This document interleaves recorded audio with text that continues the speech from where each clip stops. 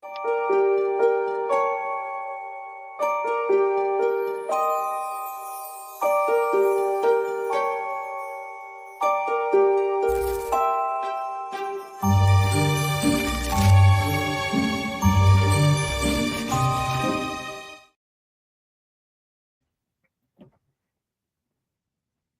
evening, everybody. Welcome to All Things Creepy with Ghostly Travels. And as you see, it's just me at the moment. Patty's doing mom duties, so she should be chiming in later. And I look forward to talking tonight. We have a special guest, a dear friend of ours, Taryn Kerper. She actually does her own podcast on Paranormal Brew. She's a great, great person. Met her years ago. Oh, God, 2013, 12, somewhere in there. And so, yeah, we look forward to having her on tonight. If you're just joining us, we welcome everyone. Let me get in here and let everybody know. Welcome. I hope everybody had a great Thanksgiving and a wonderful weekend. Today was my first day back to work. So I had a long weekend and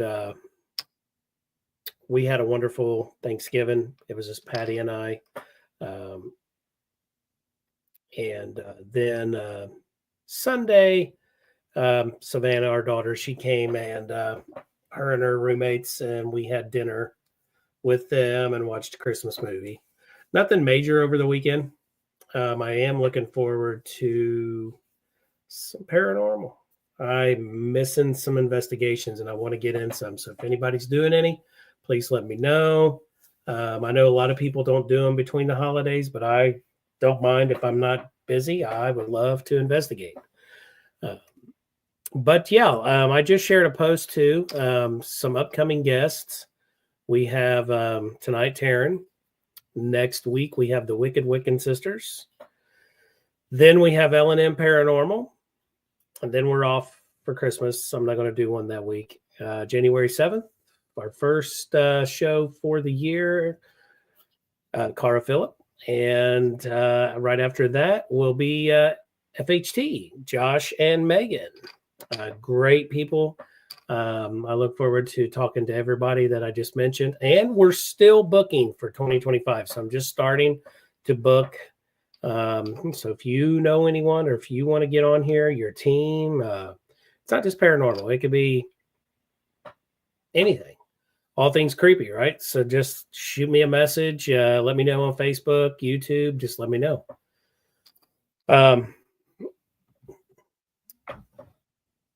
What else can I say before Taryn gets on here? Excuse me. It has been a long day, and I have been doing a lot of talking. So tonight's rescue, root beer. No beer, just root beer.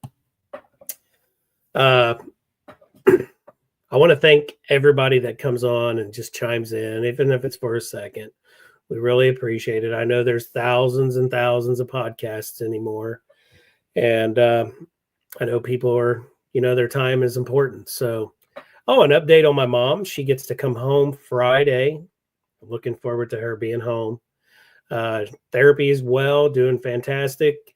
At first, we thought she was going to have to come home with oxygen, but the doc and the nurse says she does not have to come home with oxygen. Everything sounds great. So she's in there until Friday, and then I'm off on Friday, so I will pick her up and make sure she's home safe. And I want to thank each and every one of you for all the prayers and all the thoughts. It really means a lot to me. And I let her know as well about everybody that commented, said something to me while she was in the hospital. And so she is ready to come home to be with her dog. So looking forward to that.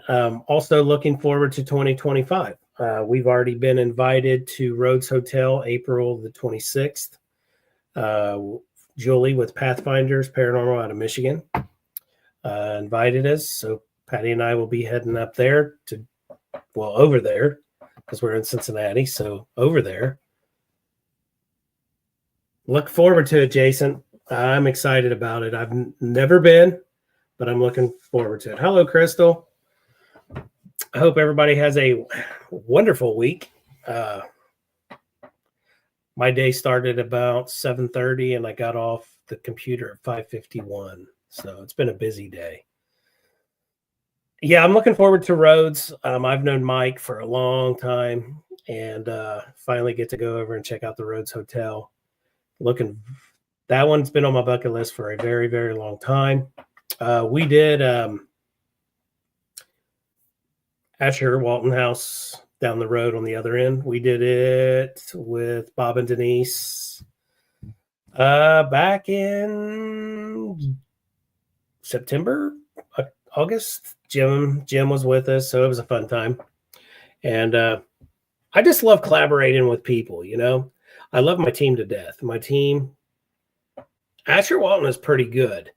I will share a story. You know, we were upstairs, and I guess the master bedroom, and Jim decided he does real time EVP, so he decided he's going to walk across the hall into a room that's got 2 twin beds. So Jim lays down on one of the beds, and he's just sitting back, and he's just listening. You know, we're over there there's Josh and Megan, Bob and Denise, me and Patty, and we're all throughout that area, and Jim's only one on the other side. And we go in there and, you know, we're getting some responses on some trigger objects. So, you know, Jim, we had a camera shooting down the hallway by the steps. Well, right about a time, Patty and Megan goes, "Did you hear that noise?" Well, they are about to go out the door out of that room we're in to go find out where the noise came from. Right across the hall, Jim comes barreling out of that room and almost runs into him. He said, "Man, I heard a loud bang," when he was doing real time. Well, we go back and, you know, after we're looking around, we go back and watching the camera that we had shooting down the hall. Well, we actually did have the door of the room that was adjacent to where Jim was, and the door did move. So it did make a loud boom. So someone had moved it. And that was pretty cool. So, you know, Jim had a no shit moment. That was fun. And so the activity was really good and active, Jason. I really enjoyed it. I definitely want to go back again. So that's on my list for 2025. So if anybody wants to go, let's go. Thank you, Leah. She is doing fantastic, and I can't wait to get her home. Hey, Larry, how's it going, man? Hi, Crystal. I want to make sure I don't miss anyone. Yeah, like I said, you know, I love my team. It's just John and Jim, me and Patty. But we also like to do other, you know, we all four like to collaborate with others. So, you know, if you guys want to hang out with us, investigate, it's a little cheaper to get the buildings when you're working with a few more people that you trust and that you want to have a good time with. So we're up for it. And there are a few places that I would like to get into next year. And, you know, a lot of locations seem to be in Indiana. And, you know, I'm a Colts fan, so I love Indiana, and I live here in Cincinnati. And so, yeah, anyways. Hello, Paranormal Rockdown. They're in the house. I got to get you guys on the show. So shoot me a message. Taryn should be calling in here any minute. Let me make sure she didn't send me a message, because I send the link. No, she should be chiming in soon.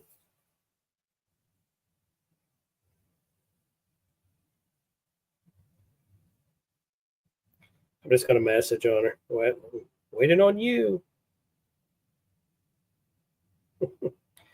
Yeah, so look forward to a good year next year.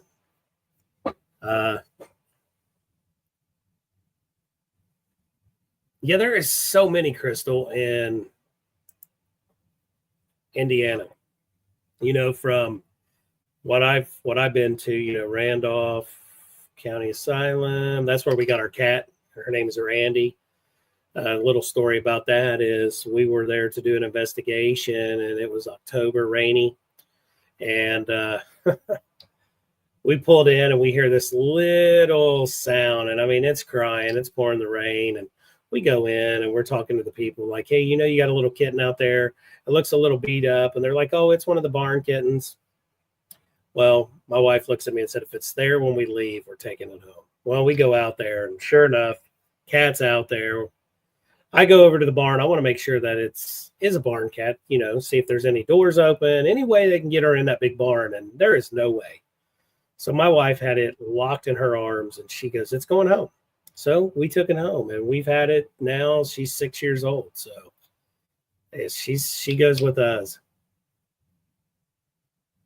Okay. Yeah. I definitely want to get into whispers. That is another one. Just like, you know, Crystal says, there's so many cool places. That's on my list. Yeah. I wish I had my list here. I do have it, but there's so many cool places I want to go. You know, because COVID has killed, and I used to love doing residentials. That's helping people is good. And, you know, helping business owners, you know, that's what I do full time is help business owners because I'm in the fire industry. So fire safety is number one. So yeah, so that is my go-to. And looks like our guest is here. I want to bring her in. Hello there. Hi, how are you? Can you hear me okay? I can hear you great. I was like, can I join? Yeah, Patty's going to be running late. She's doing mom duties tonight, so. Oh, that's okay. Yeah, she said she will be in. Awesome. Yeah. Hi, Jason. Yeah, we're just talking about, you know, there's a lot of like haunted locations in Indiana. It's just crazy. I would love to get out that way, honestly. Come on. I absolutely would love. Hi, Crystal. I would absolutely love. Hey, Lar. I would love to get out that way. There's so many locations out that way. I know it. Indiana, isn't that where? Is that where? Oh my gosh, this is going to be bad. But Broadmoor Manor, is that out Indiana? Broadhead, or are you Broadhead. talking about? I always want to say Broadmoor. That Larry was talking about that last week. I think that's in Wisconsin. Oh gosh darn it! I think, I'm really or bad. Illinois. Somebody correct us, please. It's really bad. I know. I want to do. Hey, Renee. I would love. I don't know. Southern Wisconsin. Okay. So yeah. I would love to go there. And just like I was telling everybody before you chimed in, I was like, I like to work with people that, you know, that are into it. So, you know, like to you, if there's a place, let Patty and I know. We are all about it. Oh, yeah. Because I know the prices of these locations are pretty steep, you know, and but if you get some good people, you could save you a lot of money. Oh, yeah, for sure. That's right. Paranormal Rockdown. That's where they're going to have their event for 2025. In Indiana or Wisconsin? The Broadhead, Wisconsin. Yep. I would love to go to Broadhead. I always say Broadmoor for some reason. You know why? Because my brother lives in a development called Broadmoor. Okay. So it's similar, yeah. So I always say Broadmoor instead of Broadhead, and you know, but that's one place. Also, I want to get out to Kansas. Yeah, we got to go there. He said it's extremely affordable. Yeah. Well, I had them on Broadhead. I had them on, and I remember him saying how affordable it is. I couldn't believe it. I was totally come to our event July 18th. Is that the Paranormal Rockdown at the Broadhead? Yeah, that would be, oh my gosh. I'm in New Jersey, so traveling for me is like, I would have to like really, it stinks because, you know. You have to schedule that. And you got to take off. Like, I wouldn't be able just to show up, you know what I mean? Like, I'd have to have a couple of days, like a day off before, for travel and all that stuff. Hangover afterwards. Right? Yeah. Larry, I would love to come out there. You know, we need to get all together to do some investigations. So, did you tell everybody, like, you and Patty were like nope, I have not yet. Okay, I'll be quiet. No. Do the interview, and then I will. Well, I told him that we met you. Was it 2012, 13? It was before that. 11, 10, somewhere around there. It was before I was a part of any paranormal group. Okay. because So it I was, went to phenomenology by myself. yeah. I was by myself, and you guys were so awesome. Like, Well, I thank went up you. to your table. You guys were so welcoming and so friendly. And you guys were doing one of the investigations. And you Yep. said, you should come. And I'm like, okay, Yep. and it was literally like such a cool night. We had Phantom It Wolf, was. EVPs. Wasn't it Ben Hansen that knocked on the, was it Yeah, it Ben was Hansen? Ben. It was us and Ben Hansen rocking out the General Lee headquarters there. Yeah, that was so And, cool. I'm so and upset that they knocked that down. I mean, I I know, understand, I'm so but sad. it was haunted. I mean, we had some really cool experiences that night. Yeah, Um, because we were in what they called the hospital, that building there. We were downstairs where they totally, it's so pretty. I mean, they had the rooms so nice, they did. but that's where Patrick had that lantern Yes, trigger object, and that thing was going crazy on command. And I think we were all sitting on the couch and in the floor looking at it in the bathroom. yep. And I think you're the one that says, okay, give us another, make that do that again, or give us a sign. And all of a sudden, at the very top of the door, like how a police officer would knock on the door to arrest you, he was boom, boom. Yep. I think I was in that bathroom faster than crap. Yeah, right. We finally It, opened the door and it's Ben. And he goes, hey, can I investigate with you guys? My team decided to go home. And I'm like, yeah, I was like, no. Who tells Ben Hansen no? You can't come in. yeah, you're not allowed. He goes, I'm not ready to go back to the hotel. Can I come in and hang out? And I said, yeah. Absolutely, that was really cool. It was so cool because that day when his phone number is still in my phone, because that day he goes, here's my phone number, text me, so we can collaborate. We know where each other's at. Yeah. And so when I had our own podcast, I texted him and said, hey, would you like to be a guest? And he actually remembered me. So I was like, you really saved my phone number. Yeah, he's so cool. He's a good dude. Fascinating individual. But like that night, I mean, honestly, like getting into that, like that for like I always did enthusiast stuff. You know what I mean? Like I never really did anything like that before. That can really make or break where you go from there. True. Something to have that experience. You know what I mean? And yeah. I was lucky. Either it's going to scare you away and you don't want to do it, or you're fascinated and you want more. Yeah. It's like adrenaline, it's like. And you guys, the whole experience I was like, wow, this is so cool. And these people are so awesome. If this is how it is, this is what I want to do. I know, right? And I have you guys to thank partially for my. Well, we are honored that you think of us that way. We truly love you. Yeah, it's like, and plus, my wife Patty, she's from New Jersey as well, so it's right. Like that's why I love Patty. Patty, I would lay down in traffic for her. Like if anybody messes with Patty, forget it. Crazy Jersey girl, Italian is coming out. Oh, good Lord! See, guys, you better watch out. Now, I know you got engaged too. Now, does he know what he's getting into? Of course. So we actually have been together for 7 years. For a while, right? Yeah, 7 years. And he did it right. Everybody thought he was going to propose to me in Gettysburg. I didn't think we were ever going to. I was fine, like just the way it is. Just the way it is. I'm fine. I'm 46. I've never been married. I've never been engaged. I don't have kids. I've always been that social butterfly / like, I just like to do what I want. Yeah. And so I honestly was good with it. And not saying that when you get married, you still can't do whatever you want, but I'm just saying like, I was not that person that was like, my biological clock is ticking and, this and this, you know what I mean? Like I was never like one of those girls that like gave ultimatums to guys or like, you know what I mean? I've been in long relationships, but I was never a pusher to take that extra step. Like I didn't care. I was like, whatever. Yeah. Rob, it was a little different. I was like, this is my shit right here. There you go. Now, is he involved in any of this stuff or how about like when you go to Gettysburg, the history? So when we go to, he likes Gettysburg for history. He was in the military, so he's a Okay. veteran. He was in the Army, so of course he loves Gettysburg. He doesn't love it quite as much as I do.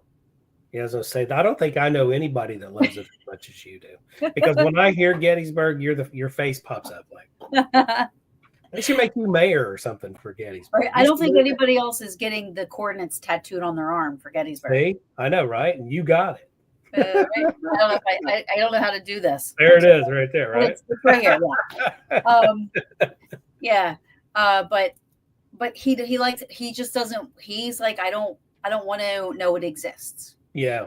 I will let him. It's good to have him because sometimes when I go on investigations, I'll come home and I listen to my EVPs. It's always good to have an ear that doesn't know what they're listening for, doesn't know what they are like. Yeah. So I'll let him listen and he will either confirm or say, I don't know what you're talking about, or go, oh yeah, I do hear that, Yeah. But yes, I can't wait. I cannot wait. Yeah, we got to get there for that. You do have to get there. Because that is the new phenomenology, right? Yeah, really. I mean, it took its place. Yeah, I mean, it's great. This past year was literally, it was so awesome. I cannot wait until next year. Because also I want to go to Pennhurst too. Pennhurst is amazing.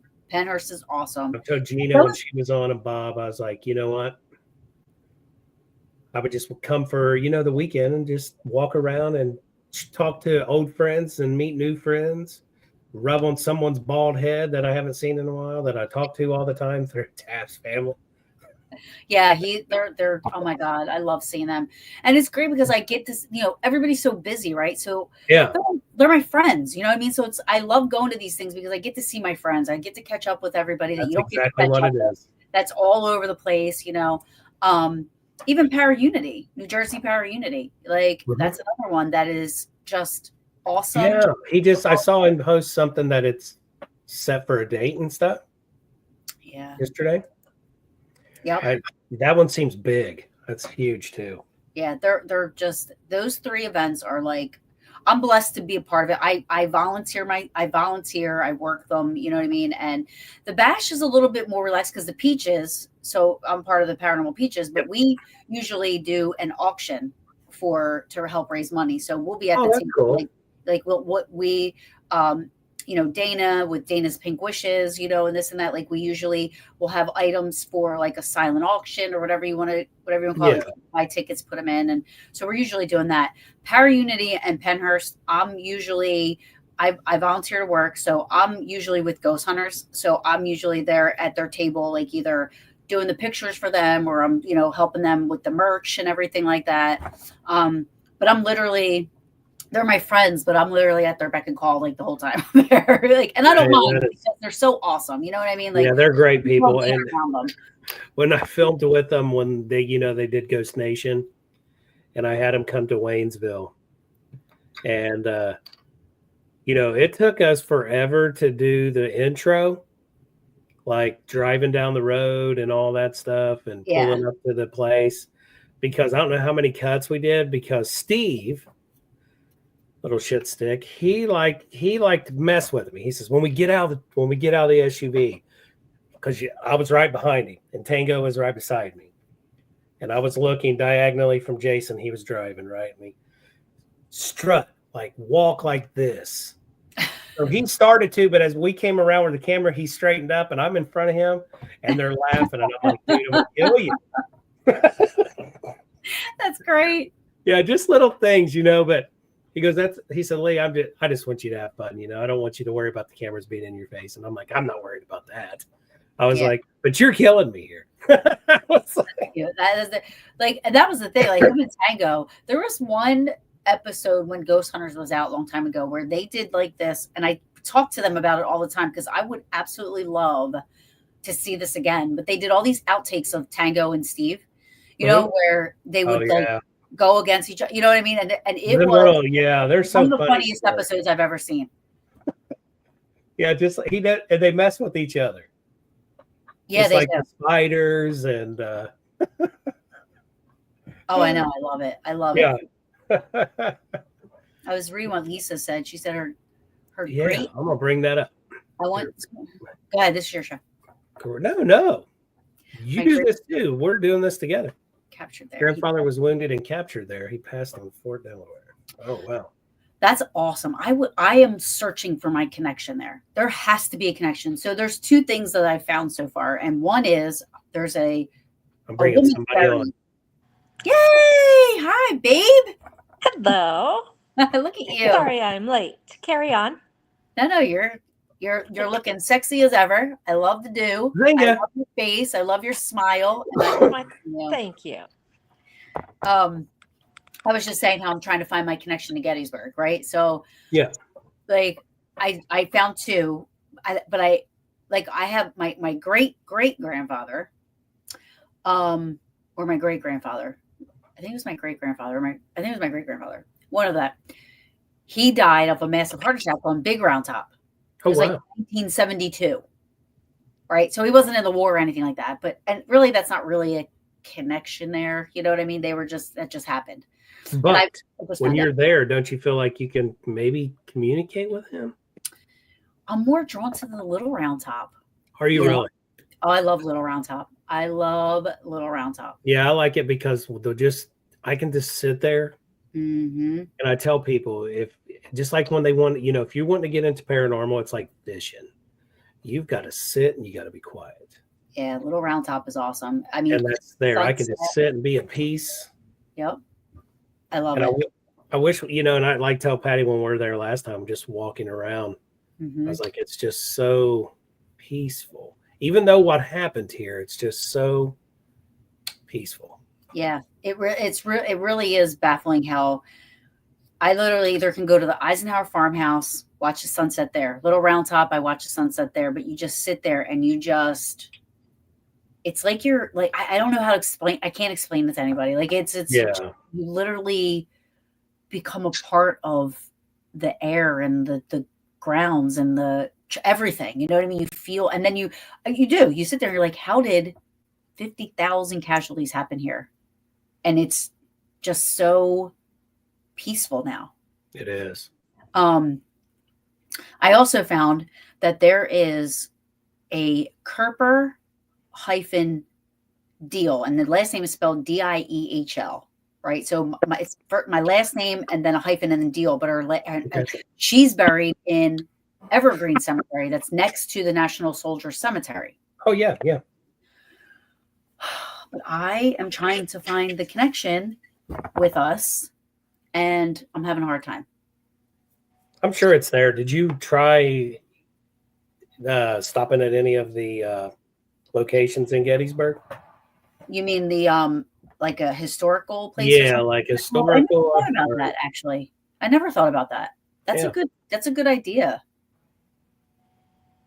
So I'll tell you, I just recently heard that I would love to investigate there tonight.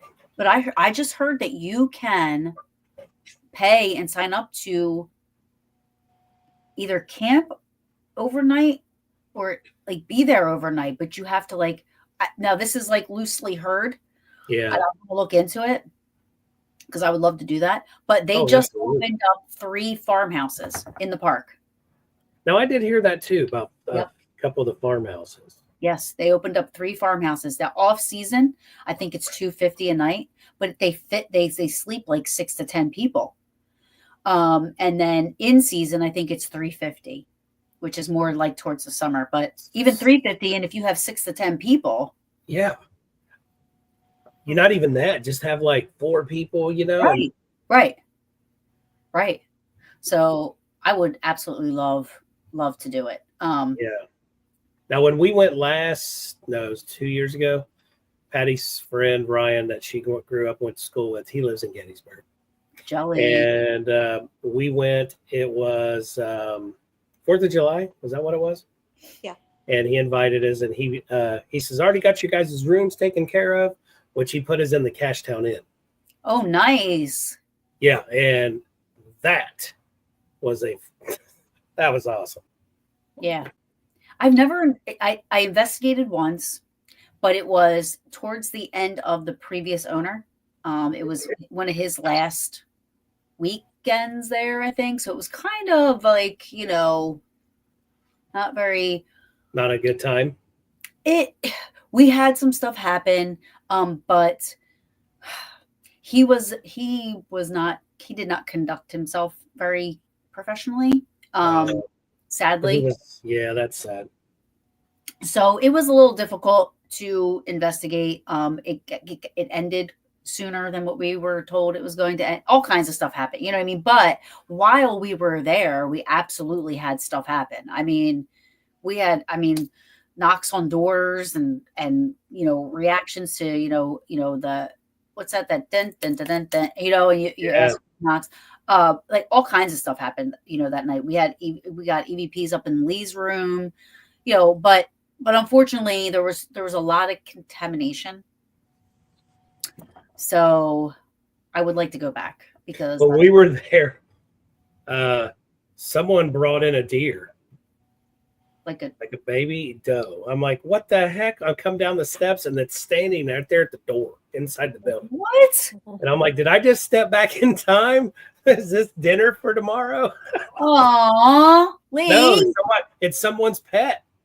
The owner, his daughter's friend, they had it there. They stopped in real quick and we talked to them and that night, so we did a small investigation the first night, and then the second night we did one with some of Ryan's friends because they were intrigued from the first night in the basement. And so we went back and we did a full, and the owner goes, you guys have the whole building to yourself. We're the only two couples that was staying in the building. That's awesome. So he says, have fun. Someone unlocked the basement door for you and everything. So I was like, okay, see ya. I don't know what Ryan paid for that to keep us there, but that's cool. It was fun. They took care of us. That's awesome. Hi, Yijing.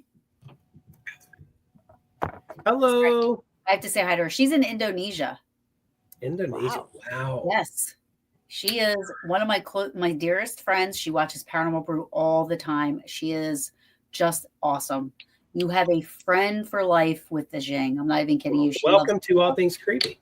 She's going to be on Paranormal Brew, actually, talking about the paranormal life in Indonesia. Yes. Oh, I bet there's some good stories there. Yeah. Things they believe in, their beliefs, because they're different than ours. And I love to hear about all that stuff. So it's going to be interesting. Yeah, I bet so. That is so cool well, welcome to our show. Yeah, Taryn, I wanted to ask you have you explored like a past life regression to see if there's that connection for you? So a lot of people have asked me that. I'm kind of scared of that. I don't know why. I would want to make sure it's just like going to a medium or going to somebody that, you want to make sure you're going to go to somebody that knows what they're doing. Yes. And unless somebody that I like you guys or somebody that that does that, you know what I mean? Like it would have to come from somebody that I trust, respect, you know what I mean? Because, it's for me, I feel like you're being put into like a trance and stuff like that. So you're kind of like, you have to be very trustworthy to the person that's doing this. Right. So I definitely would do it, but it would have to be with somebody because there was somebody one time that kind of just like started doing it to me. And I don't think that's how it works. Like, I don't think you could just stand in front of somebody and they go, oh, in your past life, you were this. Right. Well, I have had a past life reading, but I don't know how to, and it was from someone that I trust, someone who I would consider to be a legitimate psychic medium. But, I've not researched, so I don't have any sort of proof from what I was told. Right. Yeah, that is the thing. Like, how do you find out if it's true or not? That's true. She had told me, the girl that told me, like, we were literally in the middle of an investigation. And she's like, Taryn, by the way, you were a male and you lived in Chicago and you were a gangster and you were shot. And I was like, 2 questions. Was I hot? Am I allowed to say? You can say whatever you want. I was like, was I hot? And she's like, seriously? I'm like, more important question. Was I packing down there? Exactly. Well, did I look good in gray sweatpants? So, I'd be afraid my past life reveal. Michael is always a nut. Yeah. And I'm sure you guys have wished him happy birthday already, right? Nope, but just now I was going to bring it up, but you did. Happy birthday, bro. Yep. Happy birthday. Crystal, I do get a mail. So it's funny you say that because I grew up with 6 brothers. So I was never a girly girl growing up.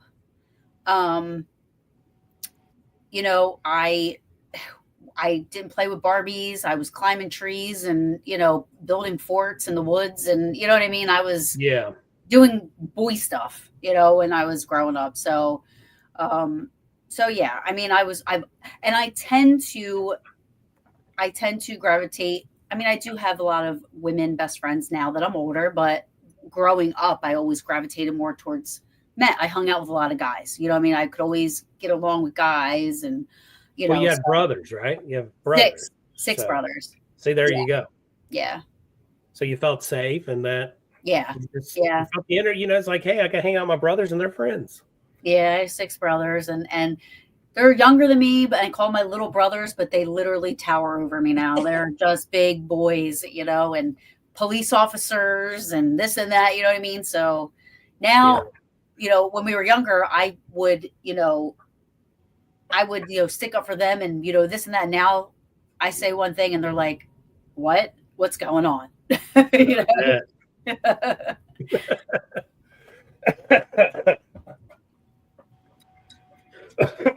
Excuse me. Yeah, I know. Okay, same old. Making sure we didn't miss anyone. I like to put everybody's things out there. Yeah, if you guys have any questions, feel free, and I will put them out there. Well, Taryn can see them anyways. So yeah. And now let's talk. You mentioned that, and some may not know that you have a team called Paranormal Peaches. Mm-hmm. Yep. And share more about that. They are my best friends, my sisters. Like literally, we started out with 8 of us. Now there's 6 of us. And it wasn't bad. People just kind of, you know, they move on from things. You know what I mean? They try to venture out and do other things, which is fine. But we literally go to locations. We investigate. We do everything paranormal together. That's me, Larry. It's Patty. Yeah, it's Patty. She beat us. Patty wins. Suck it. But I see you guys are always at like Gettysburg. Yeah, we do. We do a lot. Like we love Hinsdale. We go to Hinsdale at least once a year. And we always try to find new places to go to. You know, so. All right, you're second. We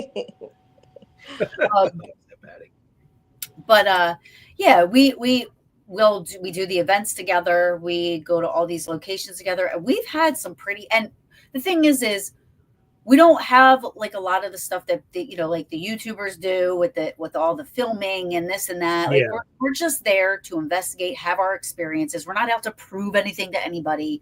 We know what's going on when we're there. We know what we've experienced. Nobody in my group is a psychic medium. You know, we all have intuition. We all have, they say I have bionic hearing, but like sometimes I can hear stuff. I can hear answers to stuff, you know, and we all add a little bit to everything. And again, none of us are psychic mediums. We don't walk into a place and go, oh my God, I feel this, I feel that, I see this, I see that. You know, we investigate. We're investigators. So we do use equipment. I'm not big on the equipment stuff. I just want my recorder and I just want to sit in a dark room and just and just because EVPs are my favorite thing. And hearing disembodied voices literally is like my favorite thing in the world. Like, so that's all I want to do. So the spirit boxes and all that crap, like not crap. I'm sorry. No disrespect to anybody that uses them. I don't mean crap. But I'm just saying, like, that She goes, kind of hold up. that like distracts me. You know what I Yeah. mean? I can't hear it. So I don't like to use that stuff, but we will use it. You know, we do. We've hosted events at locations, you know, where the public will come and investigate with us. But it's not about. We don't make any money. We don't do anything like that. All the money made goes back to the location, the people, and you know, we try to make it fun for everybody. You know, and we love doing it. We love doing it. We love investigating. We love getting evidence. We love getting EVPs. Well, I got hooked on a recorder from Sean Austin. We investigated with him back in the summer, Patty, Jim, and I, with Bob and Denise at the Jim Jones Boyhood Church. Oh, wow. And that had to be intense. Oh, it was awesome place. It's definitely a place to go. We didn't spend a lot of time upstairs because it's so freaking hot that you couldn't even breathe. So, I didn't even know you could do that. Yeah, it's an empty church that is who owns it. They're okay with you coming in. But he introduced me to a recorder. Now everybody loves the Panasonic DR60, right? That's like that's the golden recorder for paranormal. To me, I don't think so because I owned 6 of them back in the day when they were booming, and I don't have one now because I think to me, I don't like it. But this recorder here, it's the Sony ICD ST25. And then Sony's are good and Olympuses are good. I love Sony and Olympuses. And this one right here gets what Panasonic DR60 gets, but it sounds so clear. Yeah. So this is my go-to. And I got it off of eBay from a lady, and she actually threw in for free. I paid $100 for the ST25, and she threw in the ST10 for free. Oh, wow. Yeah, so I'm like, okay. And she was a doctor. She goes, yeah, I've got 2 of these. I'll, you know, because they're always using these things like, but they don't use it for that. And Sony's my go-to. I mean, this is one of my own Sonys. I mean, that audio is my place to be. So, yeah. Yeah, I love Sony's and Olympuses are always my thing. Like, I will spend $20 on a recorder, or I can spend $130 on a recorder. Anybody that's investigated with me knows I literally record all the time. I have my recorders going all the time, and I have about 4 or 5 out. I literally have to write down where I put them because I'll forget. But I literally will have a recorder all the time everywhere. And you know, it does get hard because you're trying to tag stuff. You're trying to, like, you know, make sure you get everything. The thing is that's what I love about investigating with my girls. I know their voices. I know their quirks. I know this and that, you know, so, and everybody's really good with saying, that was me. That was me. That was me. Like, you don't have to tell them, like, you make sure you do that. Like, we all kind of just have our swing together, you know? And before you walk in, that's what we did one time at a place called Cross Key Tavern, an old tavern.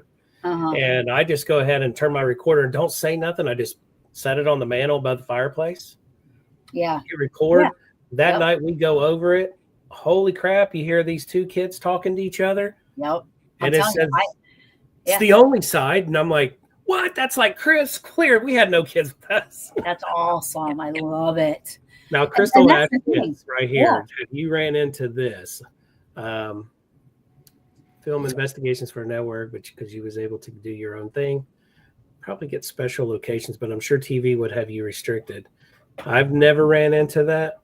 No, I will tell you, like, a long time ago, I was with the Ghost Hunter store in South Jersey Ghost Research, and we had I want to say Sci-Fi come in, and they were like looking to film a show about the store. Yeah. And the director of the group, Nicole, decided they'd pick like 10 to 12 people. I was one of them. My boyfriend at the time was the other one. And, you know, we all signed these contracts and this and that. And we filmed a couple of, like, you know, they wanted to film a couple of things. And at one point they were like, okay, so this is how we're going to do this. Like, so we're going to film like where you are cheating on him with somebody else that works in the store. Oh. And I was like, hold on, what?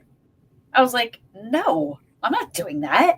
My family will watch it. My friends are going to watch it. Exactly. My family's going to watch it. I'm not going to act like I'm cheating on them just so, So I can get activity stirred up. Right. I want to let you answer that one, Taryn. Do you have SP40? I have SP100. Well, it's like a lot of our stuff is like the SP7, yeah, the ST20. You talk to a paranormal investigator, they're going tech on you. Yeah. Years ago, Lee and I were talking with a production company for an episode on something. Yeah, we told that. And it was a place in New Jersey. And they wanted to sway it so the story went this way. Yeah. And I said, absolutely not. I won't agree to that. This was my hometown. We have zero proof of what you're talking about. You just gave it away. Taryn should know that. Yeah. We have no proof what you're talking about. And I'm not going to go on your show saying this. Not. And they're like, well, then we're not doing it. I'm like, okay, have a good one. Yeah. I mean, there's a line, and it's always been this with me. Integrity, my friendships mean more to me than making money, being on TV, and all that stuff. I don't care about any of that stuff. Exactly. I've done it multiple times. Now, where did it get me? Right. Well, I'm just saying, like, if somebody turned around and said, Taryn, I'm going to pay your salary so that you can just do ghost hunting and your podcast and do investigation. Sign me up. Absolutely. I would love to make money doing what I love. This is what I love doing. Right. But it's not my motivation and it's not my drive. The passion is my drive and my motivation, and there's no way that I would ever sell out just for money. And I would never step on my friends. I would never I would just, it's not me. It's not my makeup. I wouldn't be able to sleep with them, Jing, that's a really good question. Where is one location that you find very scary and has its own challenges in getting investigation results? So, I mean, I don't think I've been anywhere where it's like scary. I don't get it until after I get like scared shitless. For the moment, Patty knows that she's laughing. Like when you hear me on the recorder and you go over and it's like someone's pouring cold water over you and you're like, what the hell was that? Yeah. We were at Moundsville Penitentiary in Wheeling, West Virginia. That scared the shit out of me. Oh, really? Mm-hmm. We were up in the infirmary and we were doing a Taps family get together there. And a few of us were up there and we set some trigger objects down. And you can literally hear like something drop 3 feet in front of us. Remember that back in school in the old days that you had the wooden hall pass? Yes. Sound like someone dropped one of those on that tile floor. Wow. Like right in front of us. And I'm like against the wall. Wow. That's awesome. We all listened and cracking up, but we went around looking for it. And so scary. That was scary because I'm like, what the hell is that? I mean, there's been like, go ahead. I'll tell you, there's been a couple of times that I've been scared, but it didn't hinder collecting evidence or investigating. You know what I mean? Like it might have like put a little boop in the night, but we quickly actually, I take that back. So we recently investigated at Sweet Home Estates in New York. I promise you, and actually there was a term for this and I never knew. I wish my girls were watching because they remember what it is off the top of their head. But so I always have my phone on me. Here's the weird thing. We're going to this place for a weekend to investigate. I forgot all my equipment. What? All of it. All of it. Right? Now, in my defense, my mom passed away a couple weeks prior. So everything was like kind of like just sorry for that.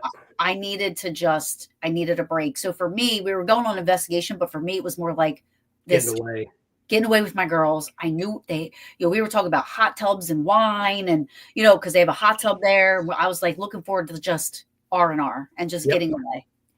But I forgot all of my equipment. That's the first time and the last time I would ever do that. So I was using my phone to record. I had it with me at all times. Oh yeah. I'm going to try to sum this story. I'm going to try to tell this quicker than what, but at one point I sat, so we had a big air mattress in the living room, and I sat on that and I put my phone down. And like I said, that was glued to me all weekend because that was my only source of anything, of any piece of equipment. And I got up and I went in the other room and I was talking to Dana and Lauren, and then I go back in. I'm like, where's my phone? Right. So I started looking for my phone. I'm thinking, all right, my ADHD brain, I probably put it down somewhere else. I thought it was the bed. So I'm looking everywhere. Finally, they're like, what's going on? They all start to join in. We are literally, I am not exaggerating, 2 hours. Search that place. We went over each other's steps over and over, in each other's bags. We lifted up the beds, sheets, covers, I even looked inside the refrigerator and the microwave. Like, it got to a point where we were like trying to find my phone. I had nothing. I couldn't log into anything. You know what I mean? Like, it was for 2, and I started to get frustrated. Like, I literally almost started crying because I was like, this is making no sense. Right. Finally, we're all sitting in the living room and we're like, literally baffled. We're like, what is happening? And we hear this in the other room. And Lauren and Megan go in there, and you can hear some rustling around, and you hear Megan go, shut the F up. Shut the F up. And we go running in there. Well, here she lifted the bed up and it fell out of the bed. But we literally had the bed already flipped up. We had the sheets off. We had the bed literally we already had done that. We did it 3 times. 3 times we did it. And nothing. That's the most unexplainable, strange thing that has ever happened. And literally it I wouldn't say ruined, because it was a cool experience, but at the time we were so frustrated. We're like, get out of my way. You know what I mean? Like, everybody's trying to find. I felt bad because I'm like, did I leave this somewhere? I looked in the shower. I looked in the toilets. I was looking everywhere. We looked everywhere for it. I'm not exaggerating. Everywhere, outside, inside, everywhere. So that was like 2 hours of our investigation, looking for a damn finding your phone. Yeah. And all of a sudden it pops up. And then it was not in the same bed. You had it on the air mattress, not on the bed. No, it was the air mattress. Oh, okay. So I'm telling you, we lifted that. My hand to God, we lifted that air mattress 3 times. Standing up and down. We took the sheets off. We took the blankets off. We looked in the couches. We looked everywhere, because then it started to get to where is it? Yeah. And one of the girls actually looked that up, and there is a name for that in a paranormal sense. Off the top of my head, I can't. I would have to be rude and look it up, but I can't. Sort of like a poltergeist in a way. It was something else where it was like when objects go missing and then seriously reappear. I can't remember what exactly it was called. I wish one of them was watching so that they could tell me. But that what I would say probably was a little frustrating, and it was challenging but we were also then grateful for the experience, because we've never experienced anything like that. That right there would make you go, hey, I got to sit down. I need a drink. I need the hot tub. Yeah, it was because all 6 of us went over each other's steps. All 6 of us kept going everywhere. We literally tore that place apart. I watched a TikTok video just the other day of the guy pranking his wife. She walks out the door and he waits until she gets down the driveway to her SUV. So he texts her on her phone, hey, honey, you left your phone. She literally comes in the house and she is tearing the house apart after she responded on her own phone. Oh, okay, coming back in. That's something you would do. I would do that to you. You would. Yeah. Yeah, it was crazy. Like I said, we even tried to find my phone, the girls' phones, and it couldn't find my phone. It was insane. I was like, what's some of the stories of that location? Was there any jokesters or bullies or anything like that? So I'm really bad at this because I have ADHD and I am a more visual person. So yeah, we get walked around, but he showed us some videos. There was a video because he has security cameras. The police were called to his house because the back door was open, and he showed us the back door open. He showed us the cops came in, their guns were drawn because the security system was showing movement in the house. So they thought somebody broke into his house. They literally come in with their guns drawn. And he's showing us, hey, Cody. Cody's in here. Hey, bud. What's up? I need to talk. I need to get him on the show, him and Story. Oh, no, they're coming on mine first. You know what? I can't believe he's in here. I thought his thing was on YouTube tonight. I love the two of them so much. Me too. I see that he sees us and he's like, I got to say, hey. Yeah, they're sweet. I love them. So I know the property. I don't want to say anything because I have a bad, I don't like, that's why I record everything too. So we're doing the walk. So I don't have to remember. Yeah, because I'm like you, because I'm already like, when they're doing the walks around, Patty will witness this. I'm already thinking, where am I going to set cameras up? Where am I going to go first? And I'm looking at all the stuff in the place. Like I'm looking at the antiques, or I'm looking at this, or I'm reading this, or reading that. The same thing. So I'm not really like paying attention to that. Yeah. And I know that's bad, but that's one of the reasons I record, so that later on I can go back and listen to the walkthrough. If we get anything later on, throughout the night, I can go back and refer to the walkthrough. Now, when you do the walkthrough, I know a lot of tour guides will say, if Cody's still in here, he, being at the Conjuring House and stuff, they did it. They would share the history, but then they would say, do you want to know any paranormal stuff? Right. Yeah. I prefer just history. I do too, because I don't want to hear the paranormal, because guess what? I'm going to be focused on that.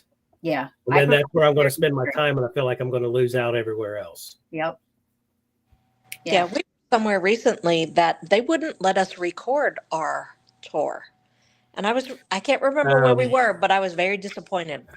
The Whispers Estate. Yeah. They don't let you record when they are walking you around.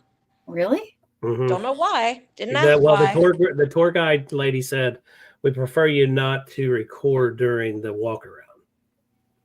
That's interesting. I wonder why. I've never heard of that, but I'm like, okay. Yeah, because I do the same as you, Taryn. And then when the time comes that I'm reviewing my audio, I review with a notebook and I'm jotting down notes. Me too.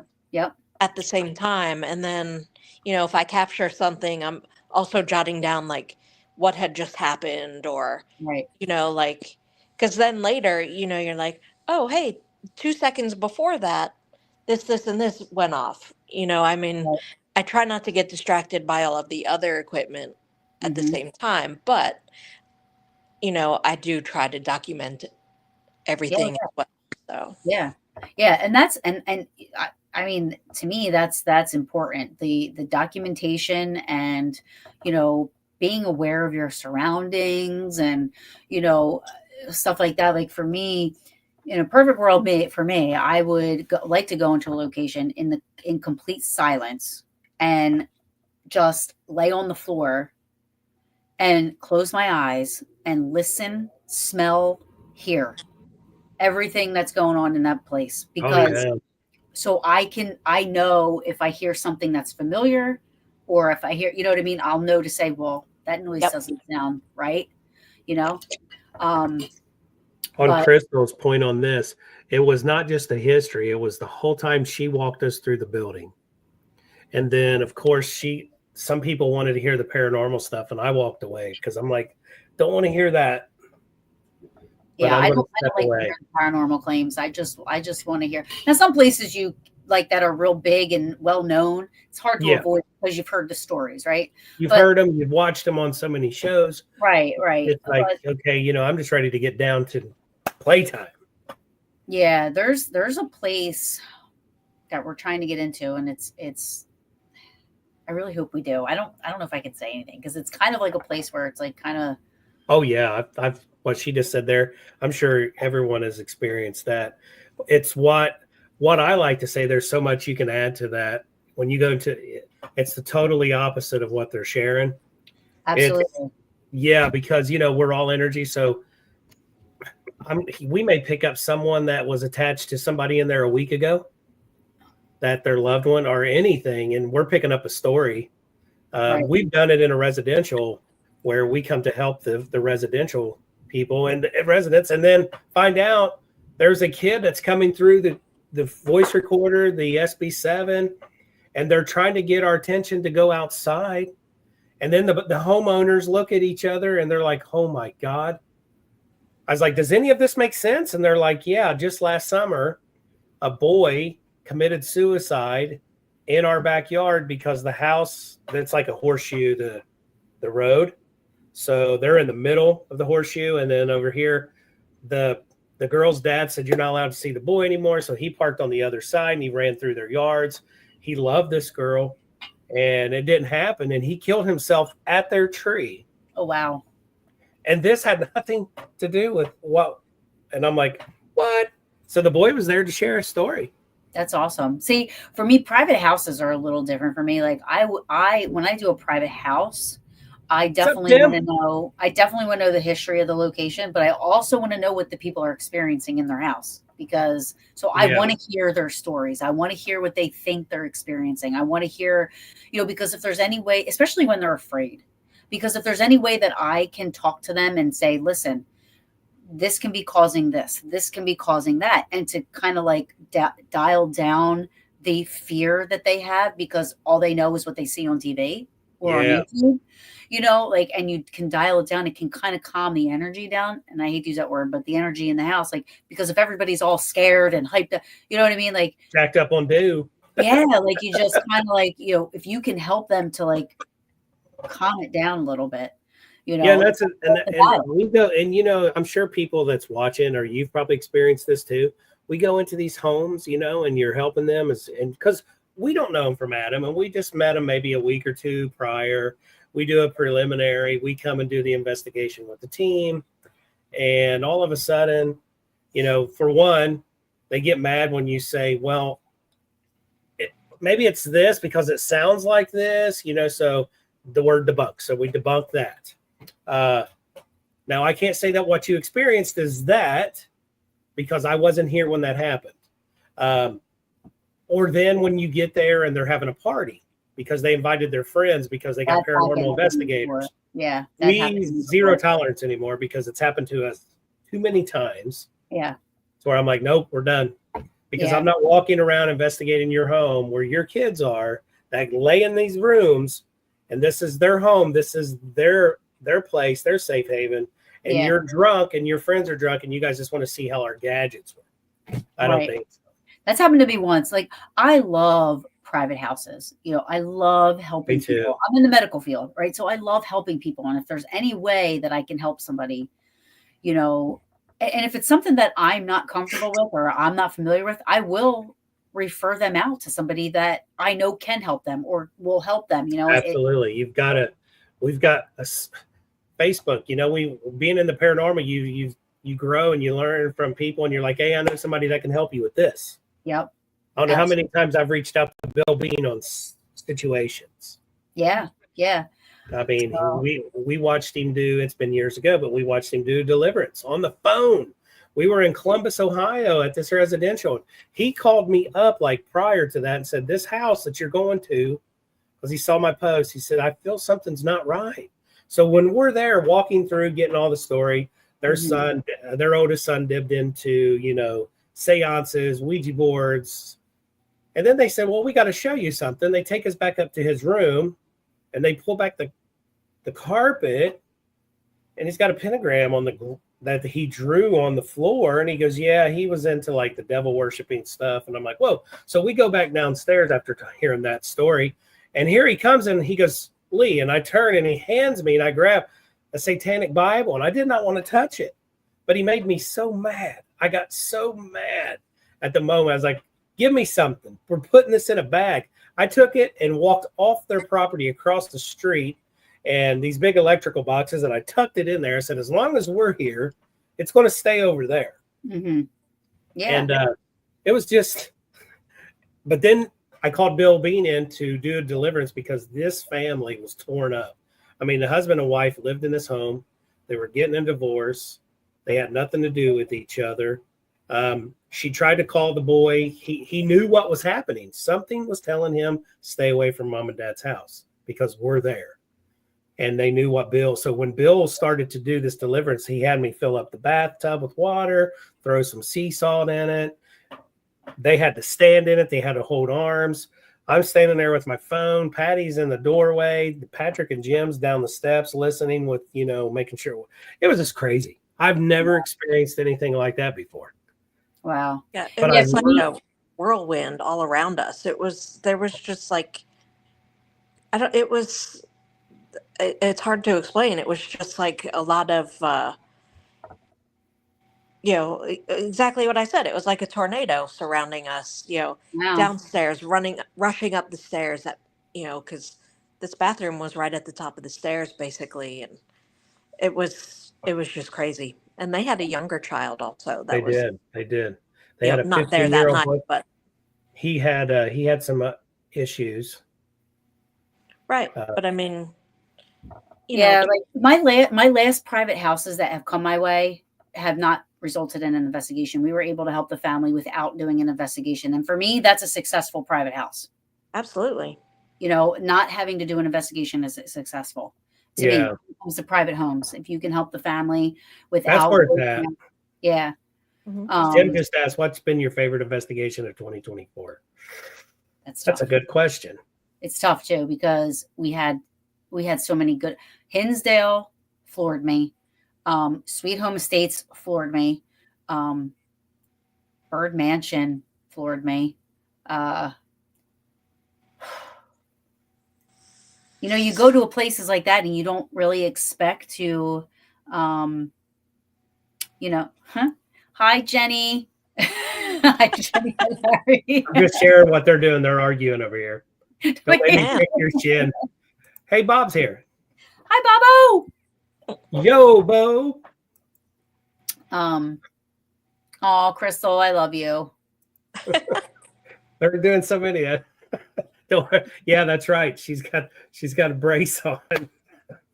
Well, the two of them can shut the hell up because she's my homegirl. That's true. Oh, yeah. Larry gets so much competition. But yeah, I mean, there were so many good investigations this last year. We are going back to Hinsdale, though. Hinsdale really. Yeah, we got to get out there. We really like him. I love all the places we've been to be honest with you. We love all of them, but I tell you what, the one that I would have to say to Tim's question for me is we did a school in Dayton, Ohio called the Stiver School for Performing Arts. And wow, I do have a brochure because we did an event for them to raise money for the school, but I'll try to, that's the school. Oh, wow. That's pretty cool. Yeah. This school is huge. They've added on to it. Multiple it said times. Stoli. I'm not an alcoholic or anything, but I thought that said Stoli. I was like, I'm in. Inspector Stroll. And so it was really cool because they were like, would you like to see the tunnel? This is when me and Patty goes and meets them and before the event. And I'm like, yeah. So he opens up this like door down in this basement, and all of a sudden the gusts of wind, like being at a gas station pumping gas in the middle of the winter. Oh, I hate it. Boom. So we walk in there, and I have the Patty knows us Jersey girls are spoiled. We don't need to pump our own gas.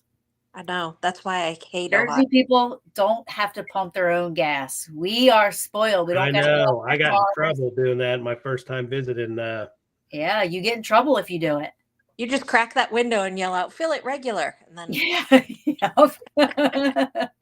But when we walked into that tunnel, Patty was in front of me, a couple other people, and then there was a couple people behind me, and I go up. Being an empath, I couldn't go too far because when I stood up, and it's real cold in there and breezy, but I saw a shadow come towards the guy that's leading us. He was like an art teacher.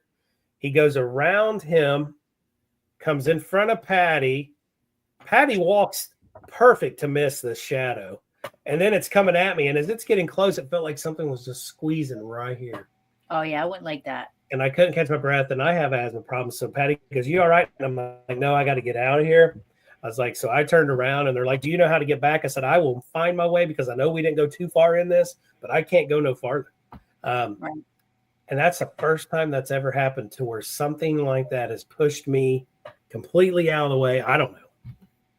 Yeah. But I still feel like I need to go back because they said, you're welcome to come back anytime just to conquer that, you know? Yeah.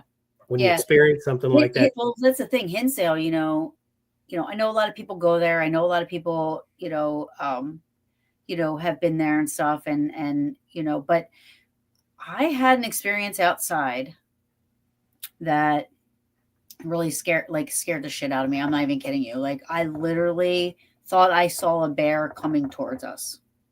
That would freak me out. I jumped up and I was like, it's coming right for us. We had a night vision camera. We had a FLIR.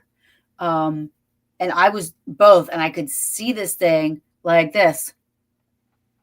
And I jumped up, my butt clenched, a tear came out of my eye, and I was like, that's a bear. And they're like, what? I literally ran over Megan and ran over Kelly, and I'm like, I ran in that house so fast. I get chills thinking about it. It was the scariest thing I have ever, like, outside of paranormal, inside of paranormal, it was the scariest thing I ever. Because right before that, we were out doing an EVP session where they found there's unmarked graves on the property.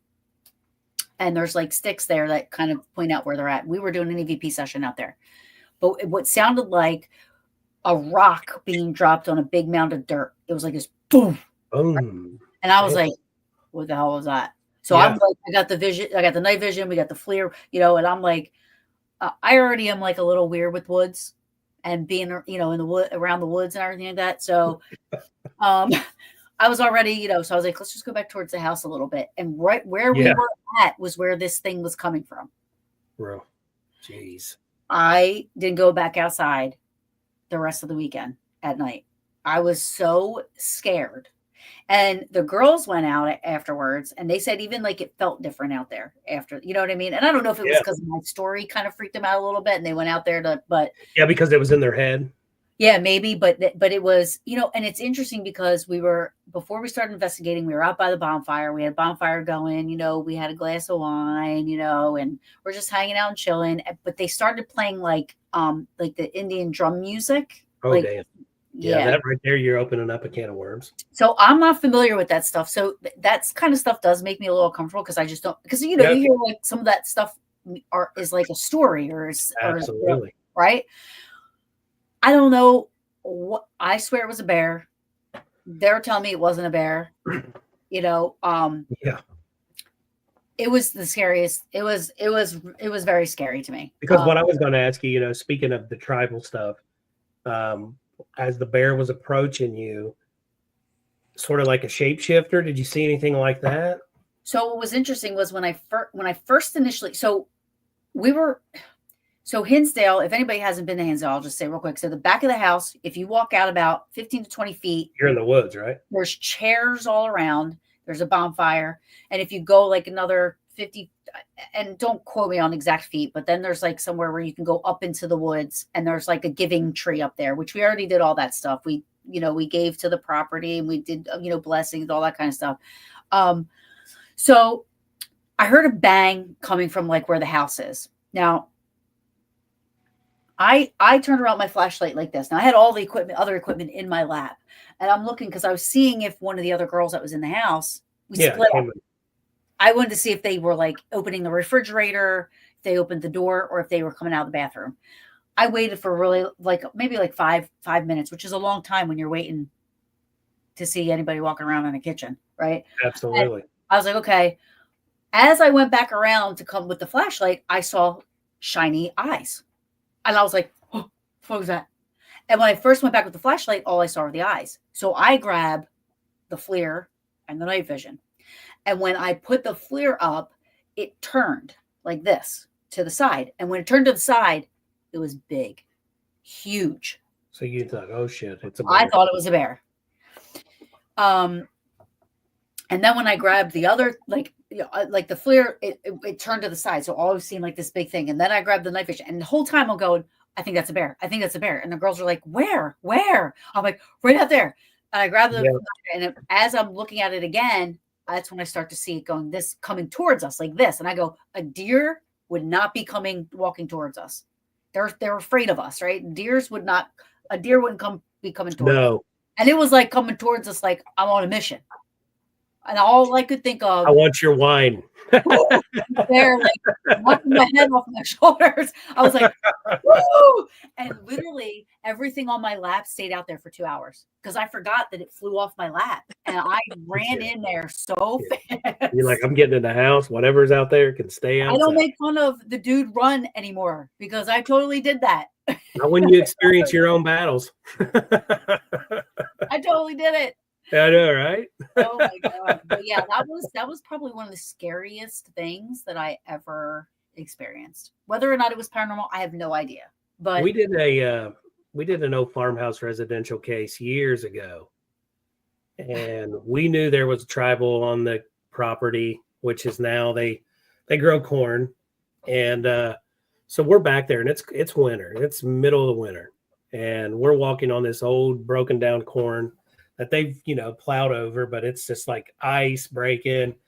Well, I'm not kidding you. What we ran across as we're going over this little ledge and coming over from the house, it looked like there was a group of people sitting out in the middle of this field, Indian style. Oh, wow. And then in each corner, if you would call it a corner in the field, around them was a person. Wow. And one of the people with us goes, I'm going to say exactly, that's fucking warriors, Indian tribe. Oh. Like they're watching the camp. Well, we're standing still. And Patrick was with us and he goes, oh my God, I can see it. And Patrick says, do you hear that? And at that time you could hear something, that crunchy ice and corn coming towards us. Mm. Well, if you look to the left, the far back corner one, it looked like it came towards us and we're looking at it through a FLIR and you could see it. But what it did is it stood up, it come walking towards, but then it turned and went up and it shape shifted into like a deer. Listen, I would be out. I wouldn't even assault. Yeah, I'm like, that was a creepy situation. And I'm like, that happened to us at the David Stewart farm in Gettysburg. We were out at the property line at the and you could hear something walk up right to where we were at. We could hear the footsteps. And it wasn't 4 footsteps. As you know what I mean? Like you and I'm like, what? I did do a dude run. I really did. I admit it. And that's creepy when you can hear it. Yes. And you can't see anything. You're like, I hear this right in front of us. Another element, do you think the drums called? So I have a healthy respect / fear for Native American spirits. Me too. So there were things talked about after this happened. Some of the girls thought, because Megan and Kelly stayed outside, brave as anything. I don't even know why. They said that they saw what looked like one thing. At first, they did think it was a deer. I said this thing was bigger than a deer. So they saw something different than what I saw. But then they said as it got closer, it looked like it was 2. Oh. They really couldn't see what, at first, because you hear in my recordings, because my recorders were all left out there, right? Yeah. You hear Megan's like, it's Bambi, and then you hear him talking. Yeah, go ahead and add it. Wait a minute. But she said that they said as it got closer, it kind of like looked like there was 2. One went towards the lake and one went over here. And it looked like, now they said it could have been 2 deer, maybe, who knows, right? Because you're always like second guessing yourself and what you see and what you experience, right? So then they start talking like, well, it could have been a headdress because Indians would wear the headdresses back in the day, like the bears and like whatever they, whatever. Or maybe it was elemental, or maybe it was something along those lines. Like, I mean, honestly, I didn't stick around that long. Once I saw it coming towards us, and I'm going to tell you this, I left this part out, but I promise you my story does not change. Part out. It's right out. But when that last time that I caught its eyes, it felt like it was like like into my soul. And I was like, this thing's going to eat me. And I took off. It's like get past the, hey, you got in my personal space, time to go. Right. It was the scariest thing I ever Because I'm going to bring something else up. As you said, it was like a deer, and we're talking spiritual. Wendigos. See, I don't know too much about that stuff, right? So Wendigos. I don't know that much about it. Wendigos, you do not want them to come to you. You do not want to see one eye to eye, because what it does, they come into your dreams. And then when they come into your dreams, they take complete control. No, thank you. And it's like an elemental / shapeshifter. Yeah. Look it up, guys. If you're just go type in Wendigo and read it. Yeah, like, and that's the funny thing is, like, when I first saw it, I thought it was a deer.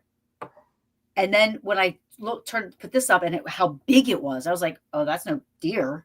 Then I thought it was a bear. Then when I was like, but isn't it weird? It's interesting how you saw a bear, but they saw a deer. Right. And then two, I only saw one thing out there. Yeah. You know what I mean? And then they're like, well, we saw two things. Like, maybe it was a shape shifting. Two animals, you know? Scariest thing. And that was at Hinsdale. Yeah.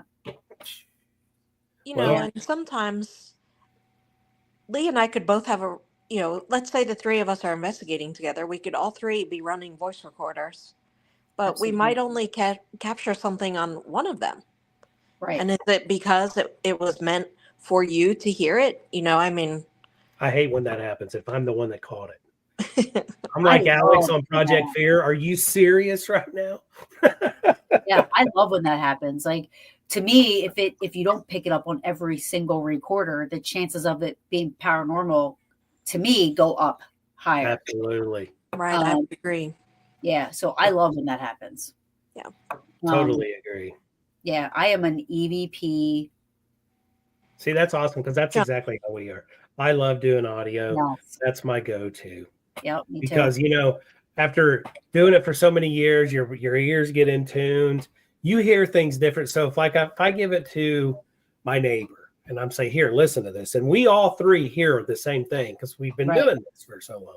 But give it to them and they're like, dude, I don't hear nothing. Yeah, because their ears aren't in tune. So I tell people, when we do our ghost classes, if you want to do this, it's a lot of work. It's not just, I want to go into a building. It's not Scooby-Doo. You're not going to go in and see a ghost running down the hallway and going boo. Then you got to go over all your stuff, so you're spending hours and hours and hours. And you may not get anything. So don't expect the first investigation to be amazing. It is amazing that you're in a really cool place in the history. Yeah, for sure. And something happens or doesn't happen, I love historical locations. Absolutely. I love having the opportunity to get into these places and learn the history and get to know the owners and, you know what I mean? Like, build relationships and friendships. And then, we'll raise money for these places, where we'll help do things here and there, you know what I mean? For the locations, to give back, it's one of the things that I love doing. Yes, I have my name so many. I mean, we were at Wildwood Sanitarium. Oh yeah. We were upstairs where they have the seance room or whatever, next to the doll room, which when I'm in there, I'm like, close those damn doors. Their dolls want to look at you. Close the doll room door. No parts of that. Thank you. Why are we so scared of the dolls? I don't know. I've never showed Taryn one of our dolls. Oh, goodness. So we're up there. That's so I can't even.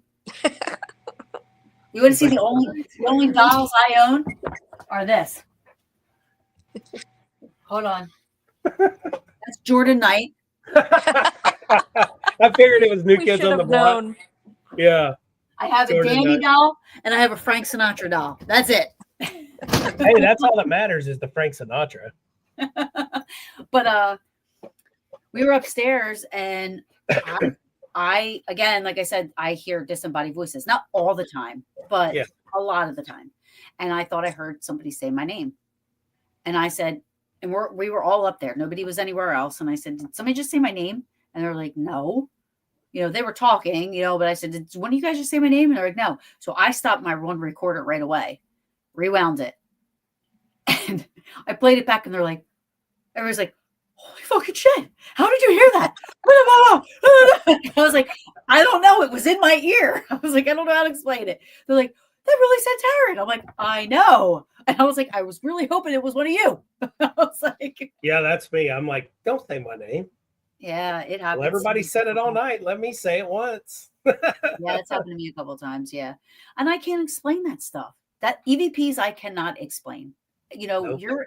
there's another thing that I've experienced recently. I never have experienced it before. And I don't know if I wasn't paying attention that it's happened, but you know, when and this has been like my favorite thing now, where like I said, I have like 6 to 7 recorders. So they're going. Got them going everywhere. Yep.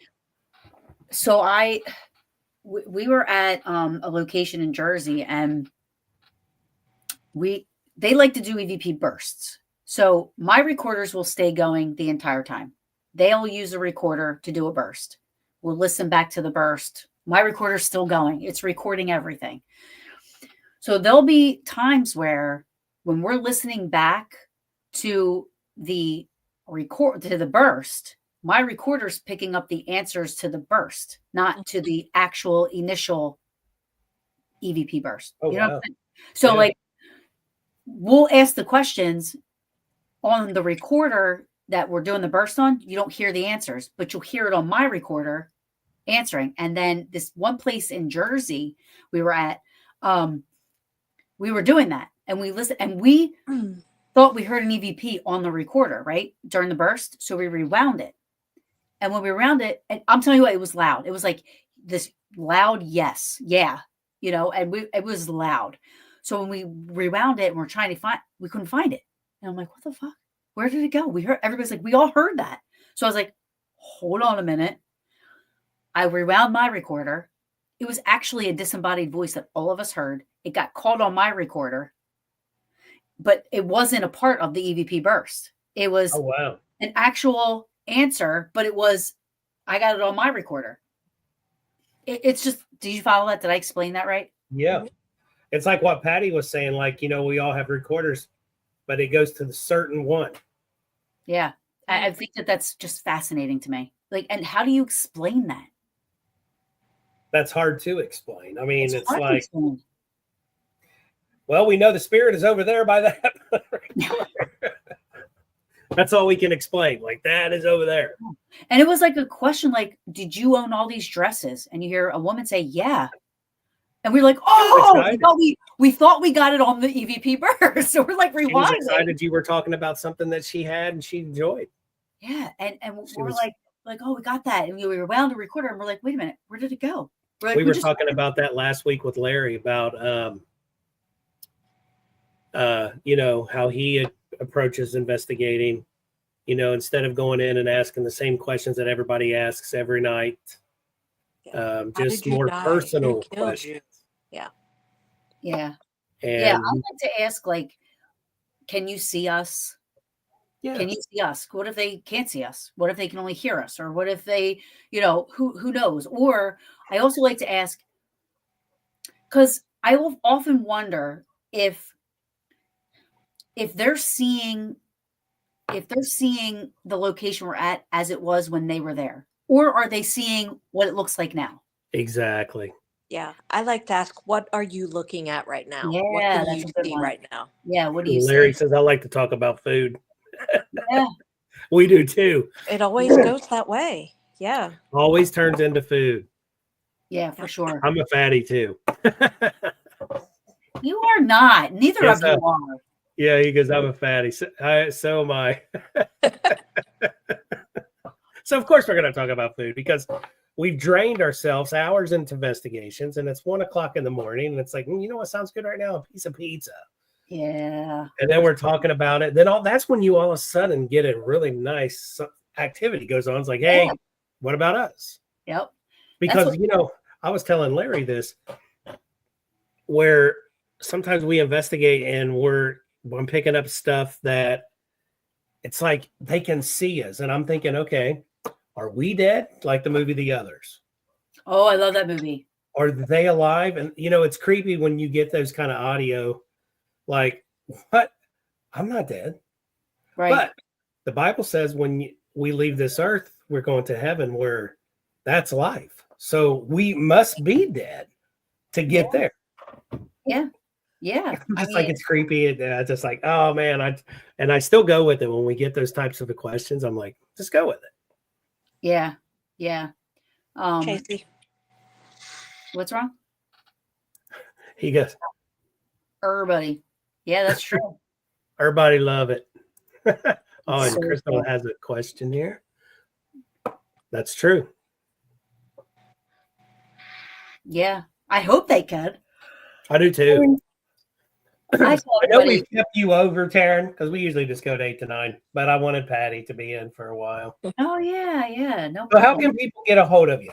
And how can people find your show, your Yeah. team, all that good stuff? Paranormal Brew has a Facebook page, has a YouTube where I do my lives. It's every Wednesday, 8:30 p.m. Eastern. Occasional Sundays, occasional Fridays, depending on my guests and their availability.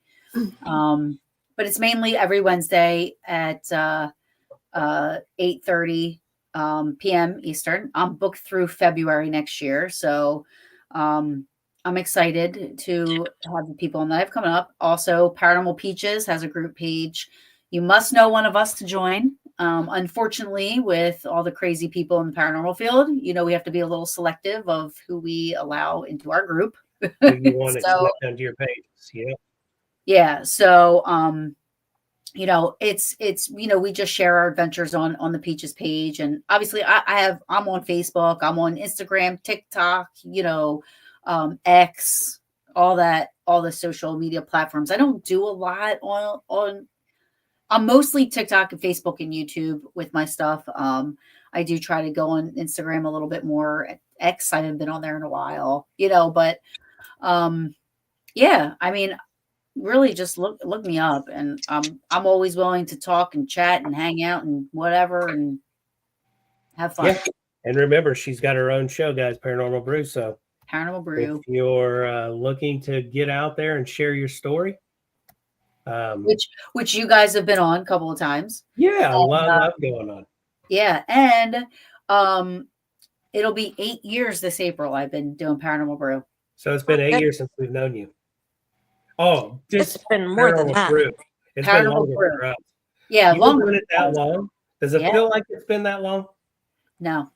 When I think about it, I'm like 8 years. I'm like, holy crap! How have I been doing this for 8 years?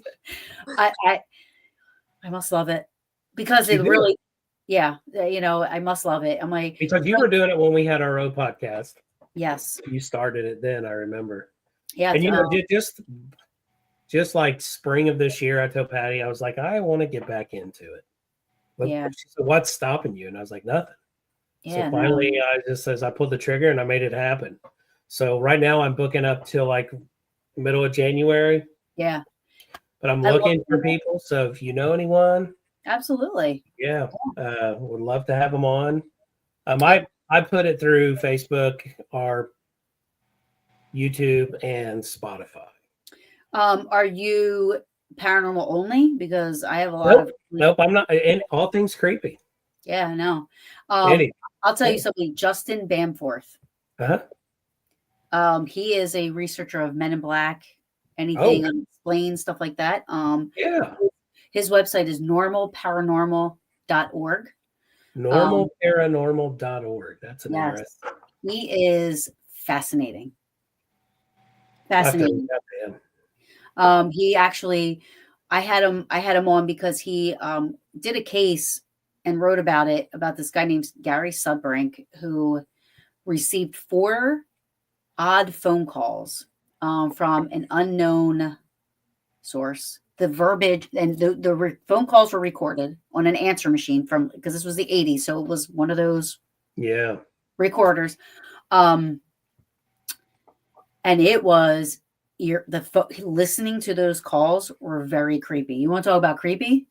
I got chills listening to it. I felt like I couldn't stop listening, but I felt like I shouldn't be listening. It was the creepiest thing. And that's how I felt when you remember Stan Romanek? Yeah. And Travis Walton, when they would tell stories, and I'm like, when I met Travis Walton was at Phenomenology. Yes. Standing there, I'm like, should I be standing with this guy? Because, Yeah.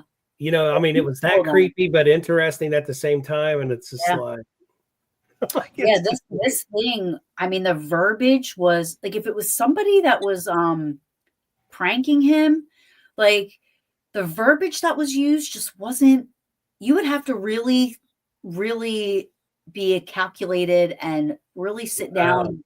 You know what I mean? Like the verbiage is not human, whether you're pranking somebody or not pranking somebody. You know what I mean? Like you would have to really, I mean, it was crazy. And I finally got Gary on. It took me a while because he was shy to come out. He didn't want to talk. He thought he was made fun of, but I finally got him on and we talked about it. Like his story still fascinates me. So yeah, Justin Bamforth, he's Normal paranormal.org. And he has those phone calls on his website. You can go on the website and listen to them. You can hear those. And he's got the transcripts from them so that in case you don't understand what it's saying, you can read the transcripts. Wow. And follow along. Yeah. It's sort of like Morse code or something. No, it was crazy. I got to go to that website and hear that. Have to listen to those phone calls. Wow. I'm telling you, it'll change your life. Yeah. Absolutely. It will. I'm not kidding. I've been I love that. I love that kind of stuff. So yeah, anything creepy. I just you're intrigued. I'm all about it because it's you learn something new from people. Just like in the paranormal, I tell people, they're like, "Oh, you guys have been doing this for a long time. You don't want us on your show." Well, yes, we do because we learn from new people. Yeah. Because we've been doing something so long, right? That sometimes you got to step outside the box to, okay, maybe you use your piece of equipment different. I'll be the first one to say, like, I carry around notes on how the equipment works. I'm not a techie person. I don't know how to edit stuff. No, I used to be bad about that where I just wouldn't, and I wasn't big into the equipment, just my recorder. Yeah. Well, then, how, like we talked about how people come and go and how the team changed. I started buying equipment and I've got cases. I've got almost everything Ghost Stop makes. Everything Bob Christopher makes. A few other things, the new XLS, the S, I've got it all. And now I know how it works. Right. Because it's me that has to share this. So I'm like, before I was like, Patrick was always buying the equipment, doing the thing. And I'm like, no, now I got to do it. Right. So. Yeah. I'm so not techie. I don't know how to edit photos. I don't know how to, the only thing I know with the audio is how to clip it where the EVP is. Like, I don't know how to, some people will edit their audio to make it sound, I don't know what they do to it, but I just like the raw shit. Like, I'm like, here it is. You can either hear it or you don't hear it. I'm not doing I don't mess with it. Yeah. I'll save the whole clip, but I'll clip where the sound is. And I'm like, here. Yeah. I like to do like 30 seconds before and like 30 seconds there, just so people can hear what's going on before and after. And I'll send the whole clip to them and say, hey, you listen to the whole thing and you tell me. Yeah. Because you know how some people are. They'll be like, well, I wasn't there. Right. That's why people are so scared to put stuff out there to share because people like that. Well, I wasn't there, so how do I know it's real? Yeah. Which is a fair question. However, it is. It's very fair. But if I like you guys, I trust, right? So if you guys came to me and said, oh my God, guess what happened? And then you let me hear audio, I would totally trust you guys. You know what I mean? Like, I'd be like, okay. Yeah. So that makes a difference when you know somebody and you trust them and you know that they're not just going to like talk shit just to, whatever. That makes a huge difference. You know what I mean? Have you ever thought about using an analog recorder instead of just digital? Yes. I do every now and then because I still have my first one that I bought it in 1998. The little mini cassettes. So awesome. It's so great. It's a Sony. And when we used to do residentials a lot, I would just walk in and just tuck recorders behind picture frames up on the mantle. Yeah. And just start walking around and putting them everywhere. I started bringing like a bell that you bing, a bell, any type of anything. I learned that can trigger anything. Another really cool place is Octagon Mansion in Wytheville, Virginia. Had a surprisingly amazing night there. And it was just me and the owner. And it was cool because I've never investigated with any owner of a location. And it was just me and him. Rob was sleeping in the basement, but he went with me because the drive was like 8 hours and I didn't want to drive. Yeah, I don't blame you driving that far away. So he went with me, but he wanted no parts of the investigation. So he went downstairs to go to sleep. So, but me and John were upstairs when we were investigating the place, and he had this, it was like a doorbell thing, right? Where they put it out, and we had it in the other room, and we're in this one room, and we're getting all this interaction. I have it on my YouTube channel. I left it up there because I want feedback from this, because we were getting intelligent answers with a lot of stuff. Again, I'm not a big equipment person, so seeing the equipment react the way it reacted, I was like, what is happening? At one point, I thought John was messing with me. I'm like, are you messing with me? Like, are you doing stuff to, you know what I mean? But it was just an old bell. Well, no. So I'm sorry, I jumped around, my ADHD, but we were in this one room and all this stuff is happening. And all of a sudden it got quiet. And it was cool because you weren't realizing it, but when we were trying to communicate, we were getting answers. But when we were talking to each other, it was quiet. But so at one point, it just got quiet. So we were like, are you still in here? And we didn't hear anything. And I said, well, can you? And I yelled really loud. And it's a big old house. So noise travels, right? So I was like, can you at least make a noise and tell us what room you're in? And the doorbell goes off in the other room. And I was like, okay. I'm like, I don't even know what's happening here. Like, I haven't experienced that much stuff in one. So Octagon Mansion in Whitfield, Virginia, if you guys ever have a chance to go there, oh my gosh. That's so cool that they have an Octagon Mansion in Virginia and an Octagon Hall in Kentucky. That's really cool. Yeah. So that's another cool place. They do a really cool thing there, Dinner with a Ghost. Oh, really? So it seats 18 people. You go there, they cook you this full course meal. He'll tell you about the location. He tells you, whatever you want to hear, what you don't want to hear, and then you investigate. And it's actually a museum. He's got artifacts from Revolutionary War on up. Like, I mean, he's got all kinds of stuff in that place. He's right in that pathway, It's amazing. Yeah, he's in a great location, Virginia. Yeah. Heck yeah. So, well, Taryn, we really appreciate you coming on. It's been a long time. Me. Yes, I'm so grateful for you two. Thank you so much. You guys have just been along my whole journey the whole way. I know it. Yeah, absolutely. Always here. Yeah. Yeah. Thank you so much. Now we just have to get together again. We got to do some investigations. Maybe meet up next year in Gettysburg. Oh, that would be cool. Yeah. Just so, go for a weekend or something. Yeah, we could rent one of those farmhouses and there you go. Yes.